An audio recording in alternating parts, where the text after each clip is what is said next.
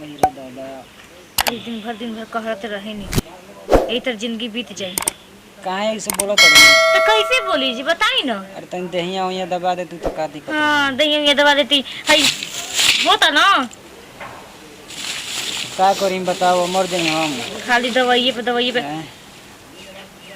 अब दवाइये के तो असरा बटू है कि कोई सौ दवाई खा के जी ही हमार तो सबका असरा छूट गई।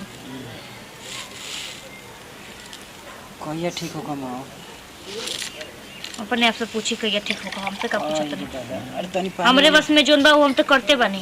दो तनी पानी होने पी ली तू का कर तड़ू तू तो उल्टे पलटा बोलो तड़ू हमरा के तो का करी बताई ना।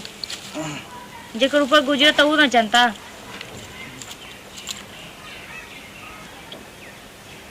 लधार तड़िए तड़िए सब कुछ कर नौकर बना के सबके रख दे बाटे। सोचे शादी हुई तो तनी ऐस कर तनी घूमे फिरे जाए।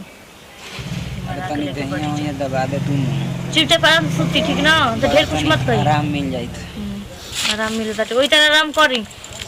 सब बोला ही के सीख ले बड़ी और सेवा पानी करे के नहीं कुछ सीख ले दवाइयों ना लेबुल बताओ अब हम का करी। एगो मेहरानू भी है तो उल्टा पलटा बोलती है लागत है कि हमारा कपार के बोझ बन गई बिया वैसे। दीदी ए दीदी कितने पानी है नहीं तो दिमाग खराब हो गइल बाटे।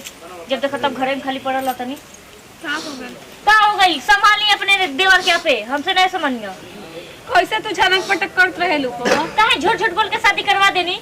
कहत नहीं मन इतना कमाला त ई हाई फाई में रहेला तो एको बीमारी नहीं है लोग गइला किसे ना। तोहरे कारण तो बीमार पड़ गइल बा। हम अच्छा जब समझ ले तब से बीमार पड़ गई ना। हां तोहरे कारण बीमार पड़ पहले से नहीं सन रह पहले ही रोगी रहना ठीक ना। तू रोगी होई तू ना रोगी रह आके तो दिमाग तू खराब कर देलू। और बाबूजी के गलती रही वो शादी कर देना काजी कहा। तू अपने स्टाइल में रह तो का होई लेकर के हां हम स्टाइल में बनी तर का बन हां स्टाइल में बनी निहार स्टाइल में। अब तो कानून में पहले हम तो वो रखी पहले देख ली ओई तो देखो पहले की शौक मनाओ तर कर बीमार बड़न तो बीमार तो नहीं।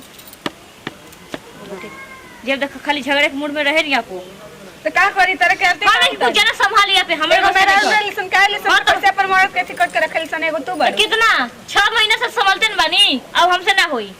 6 महीना संभाले के रहू तो का करी बताई ना। 6 महीना संभाले के गई रहा। अच्छा पत मतलब माई बाप ना जा ठीक ना तो के करा पजाई हां जहां बोलू ये पटाइल ना बोलिए ना के करा पजाई हम कुछ नहीं किया बाबा मेरा डर का लागल बा हम कह दिया मम्मी घर छोड़ के जाती नहीं बस और कुछ ना करो जल्दी जे अब मुए चाहे जी हम कोनो फर्क जल्दी जे करो हम तो जीते बानी। अरे कह दिया ना कोनो ना बिया करी ठीक ना।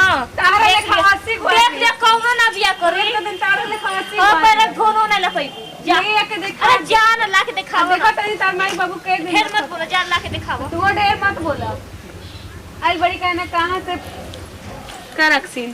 अरे मरैला बेगर बिगड़ल बिया जान जा दवाई खानी है जी बाबू जी हां दवाई खा जा और चढ़ा के कपार पर रखी करिए से कहत रहे नु कर लेखा मेहरानू रही आई दवाई देले बिया दवाई देले बिया एगो तो दवाई देले हिया खाए के एगो खइला नहीं एगो अभी खाए के बा उल्टे चले घर में मुआ के रख दी ओही में हाला कइले बिया कबे और कपार पर चढ़ाई घूम नचवावत रही घुमावत रही कुछ ही दवाई को खुलल बा दवाई देले बिया जा तो छोड़ा ओकर इतना ही नहीं कि पढ़ल लिखल लेल बिया पानी गरम देवल जाला ठंडा पानी दे के दवाई खियो एगो तो दवाई खइला या कहनी के तनी दहियो हिया दबा दे आई हाथ में दवाई करे के मुंह देखे खातिर रूप देखे खातिर का आइला।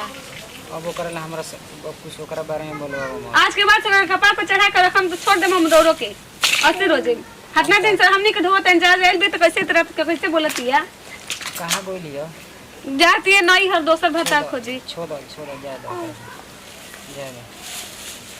ये गोई रही देखे कहत रहे कि हां बहिनिया से बियाह कर ली त ना जब सुंदर लड़की से बियाह कर मां के काल कर देलस नु आज हमार कपारे में पड़ल बा कि कहती देहो दबावे के त देहो नहीं के दबावत हैं नेटी दवाई नेटी कहते दिया कि तार नेटी दबा दे आ तो दवाई दी ओकरा काल लागत ओकरा कुछ लागल बा हमू ठीक हो जिन तो दोसर हमरो बिया अब हम करब ओकरा लग आज के बाद ओकरा घरे जाए मत कभी को बियाह रे खातिर देखा तनु कितना ताव में गई है के ओकर आ जाता ले खातिर जा दवाई धर चली उठ के चली घर में चली चलो